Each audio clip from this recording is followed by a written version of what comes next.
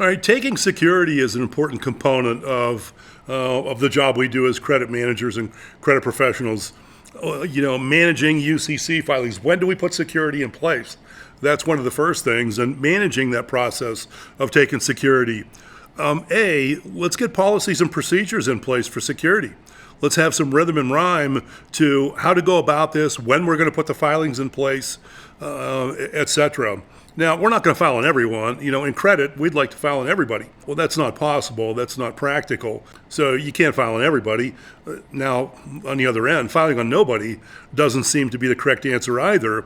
So this falls on us. We have to figure out, where do we do this? So we want to put some reason into these processes. Let's examine maybe a certain level of credit line requested. Over and above that, we put a UCC filing in place. Maybe it's a level of a credit model or a credit score that we have a certain standard, and it falls outside of that credit model, that credit score, then we put security in place. So, you all will have different situations, but those are generally the way people go about these.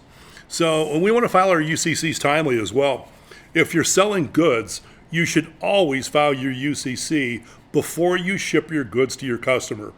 As soon as you get a signed security agreement, file your UCC. If you intend to file your UCC to ensure you're a secure creditor. To properly perfect your security interest, you have to understand the different types of UCC filings and any respective filing deadlines involved.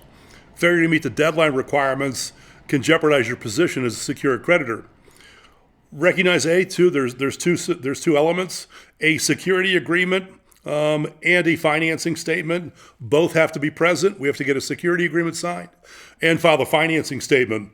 The security agreement grants the secured interest, makes it a public record. This public record is an important part of our filing system.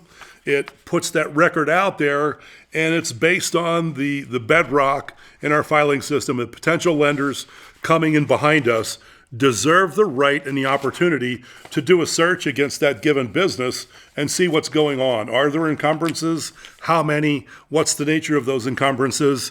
And they can therefore make better lending decisions. So both of those have to be in place. Different types of UCC filings. One, a PMSI in equipment, a purchase money security interest in equipment. If we're selling equipment to our customer, that means the customer is using the goods we're selling to them in the course of their business. We have to file our UCC filing within 20 days of the customer's receipt of that equipment. So that's important. We don't want to miss that 20-day window. So if our customer is using the equipment, get the filing done within 20 days of their receipt of that equipment. If we're selling inventory, that means our customer is reselling the goods that we sell to them. That's a purchase money security interest in inventory. So we get to file the UCC1. We also have to establish priority, and the way we do that with inventory is we do a search of all of the other secured parties that have filed UCCs, and we have to notify them via some form of mail where we can prove receipt. So we want to make sure, and if we are selling inventory, we want to make sure we're getting that searching and notifying done before we ship the inventory.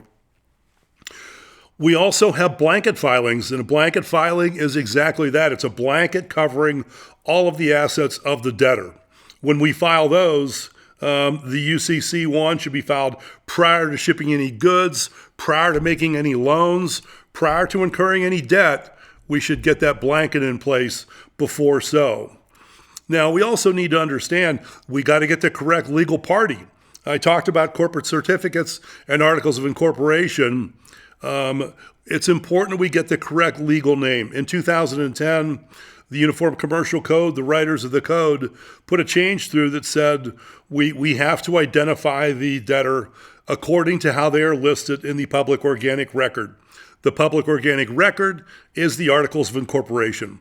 So we have to make sure that we list that debtor. The state also has this public record called a corporate certificate. It's a representation of the public organic record, and that has the data that's entered. It's like the Cliffs Notes of the Articles of Incorporation. You don't want to rely on the corporate certificates because there's clerical errors. You could pull something from there that's not correct that could jeopardize your security.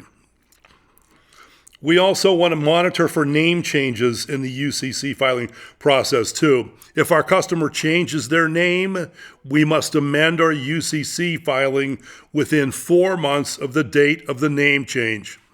So we want to make sure we're doing that. If we do not amend our UCC filing within 4 months of the date of that name change, we lose our rights. So we want to be monitoring any changes like that. We want to maintain our priority in inventory too. That purchase money security interest gives us priority in inventory. We searched and notified when we did the initial filing. If we decide to continue the filing into a new 5-year period, we need to do that searching and notifying again to make sure that we have priority in our inventory in that second period.